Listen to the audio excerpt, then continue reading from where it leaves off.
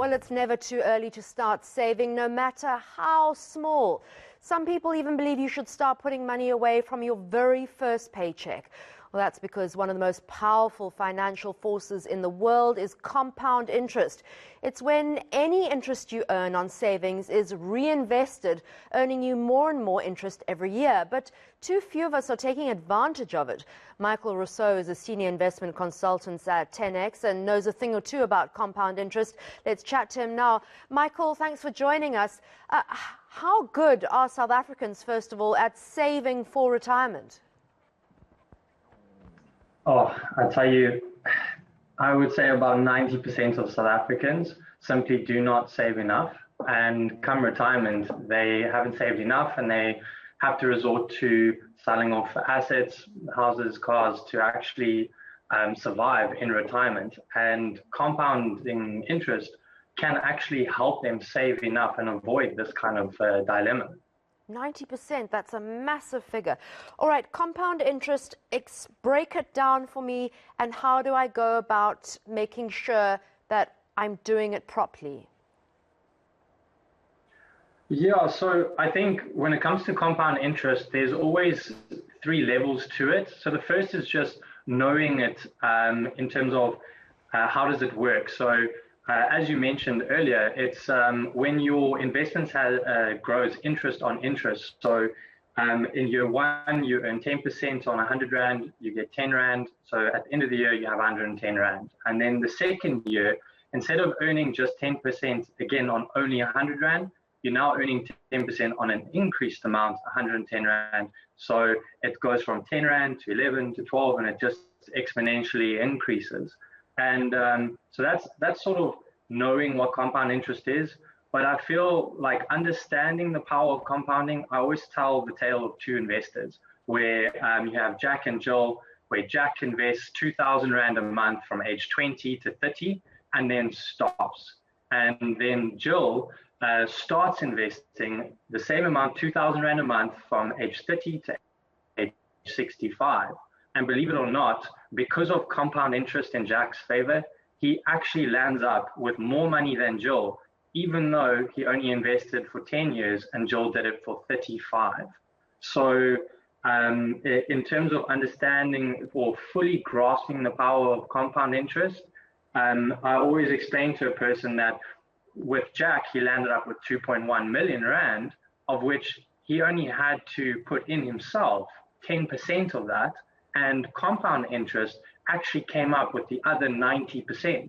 Whereas in Jill's situation, because she started 10 years later, just 10 years later, she had to put in 40% of her 2 million, and the other 60% came up with from compound interest. So what it's basically saying is the sooner you start, the easier you make it on yourself in terms of how much you have to physically put in yourself.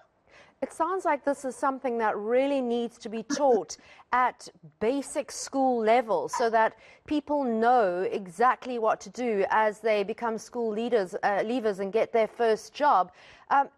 If I am in my 40s or 50s and I haven't started saving for my retirement yet, what's the best strategy going forward? Well, I would always recommend starting as soon as possible because you need to start and let compound interest take its effect. And if you feel like, oh, I'm only going to get to it at a later stage, or I'll deal with it at a later stage, you're going to put yourself in quite a tight situation where you're going to have to make some tough calls. And I cannot explain to you how many investors I speak to on a daily basis with the situation where I have to tell them they have to save 50% of their salary for the next 5 years, or they're not going to be able to, retire with dignity. And I always tell investors that compound interest is the main determining factor how you are going to live the last 20 years of your life. So don't neglect it. Start as soon as possible. And I always say to them, there's so much resources on the internet for you to use to plug in a calculator, see where your situation is, where you lie, and then try and make financial decisions from there. Michael, very quick last question. In terms of getting compound interest right and starting it, does one go to a financial advisor, or is there an easier way of doing it through the bank? So when it comes to your retirement savings, I would always recommend having a conversation with an investment consultant or financial advisor, financial planner, in terms of just asking the questions in terms of where you're at. There's so many people out there that are willing to help you and give you the realistic situation that you are in, and give you methods that you can actually implement in your financial plan to get you closer to your goal. And they always say that when it comes to compound interest, if you don't use it, so with compound interest, if you use it, then you're going to earn it. If you don't use it, then you're going to pay it. And this is something, a major issue in South Africa at the moment, in terms of people always talking about the compounding of returns, but nobody ever talks about the compounding of fees that are being charged on your investments.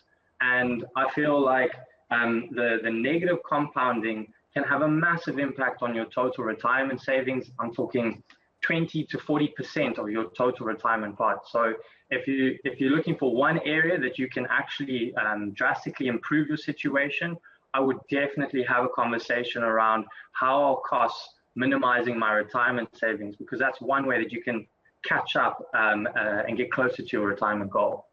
Thank you for your astute advice, Michael, and it's really been a big help, I'm sure, not just to me, but to many others. That was Senior Investment Consultant Michael Rossouw.